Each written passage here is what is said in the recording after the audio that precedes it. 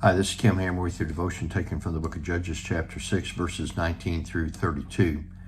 We find that Gideon has an encounter with the Lord, and it's still an ongoing process. And finally, when Gideon realizes it is the Lord that's talking to him, and he accepts the challenge that God gives to him, then we find that the first thing that the Lord tells him to do is to go and tear down not only his father's altars that are up for the worship of Baal, but also to tear down the other altars that are in the town that he lives in that are designed for the worship of Baal.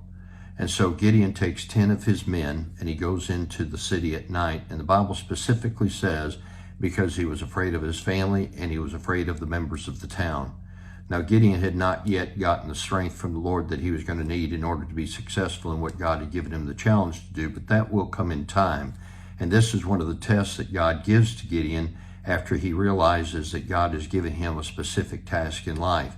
And the first thing he does is he goes into that area where it's most difficult, which is among the family and among the friends, and he has to take a bold stand for the Lord. You know, sometimes the most difficult place that we have to take a stand for the Lord is in the presence of our family and in the presence of our friends.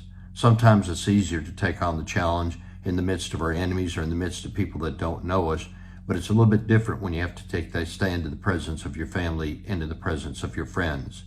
Gideon goes in as the Lord instructs him, and he tears down those altars.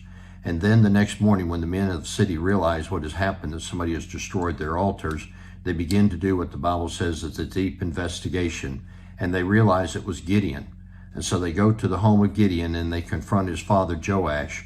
And they say, bring out your son so that we can hold him accountable because of what he did. I find it interesting that Joash, who also had altars that were erected to Baal, now takes up for his son in the presence of these men, and he challenges them with a couple questions. He says, are you going to plead the case for Baal? Are you going to take the place to save him? Is he not big enough to stand up for himself? Does you have to do his dirty work for him?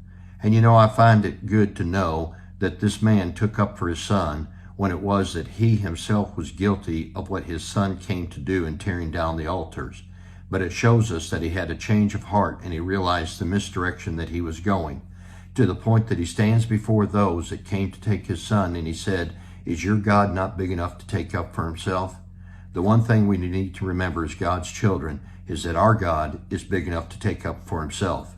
Satan may not be, but our God is. So let us be big enough and trust in our God who is big enough to take up for himself, and may we take up for ourselves as well.